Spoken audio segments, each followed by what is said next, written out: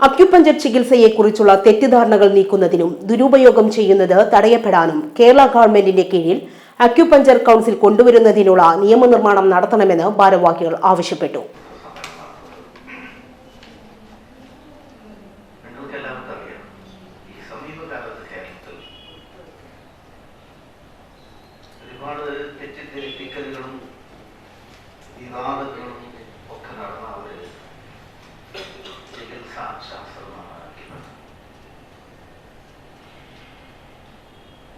പല ഭാഗത്തു നിന്നും വളരെ തെറ്റായ നിലക്കുള്ള വിശദീകരണങ്ങളൊക്കെ ഇതുമായി ബന്ധപ്പെട്ട് ഉണ്ടായിട്ടുണ്ട്. മാത്രമല്ല വ്യാജ ചികിത്സയാണ്,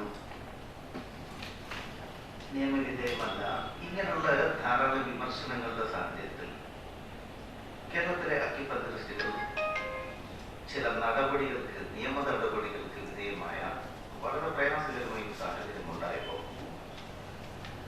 സ്വാഭാവികമായും അക്യുപഞ്ചർ ജോയിന്റ് കൗൺസിലിന് ബഹുമാനപ്പെട്ട കേരള ഹൈക്കോടതിയെ സമീപിക്കേണ്ടി വന്നു.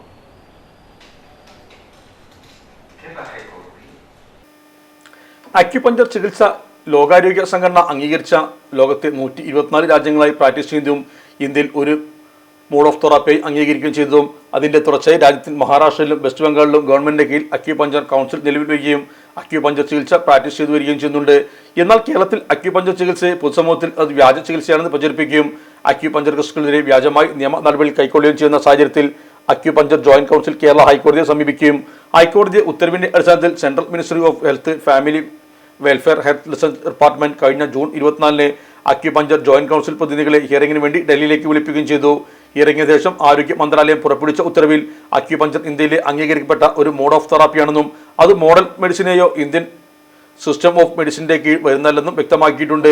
രജിസ്റ്റേർഡ് മെഡിക്കൽ പ്രാക്ടീഷണർമാർക്കും ഉചിതമായ പരിശീലനം ലഭിച്ച വ്യക്തികൾക്കും അക്യുപഞ്ചർ ചികിത്സ ചെയ്യാൻ സ്വാതന്ത്ര്യമുണ്ടെന്നും ഭാരവാഹികളായ N Yusuf, K Mansoor, Muhammad Ali, Muhammad Rafeeq, Ashraf Poovil, K Haris എന്നിവർ വാർത്താസമ്മേളനത്തിൽ അറിയിച്ചു. Sahara golden diamonds, Kottappadi, Malappuram. Phone 9744 912 916.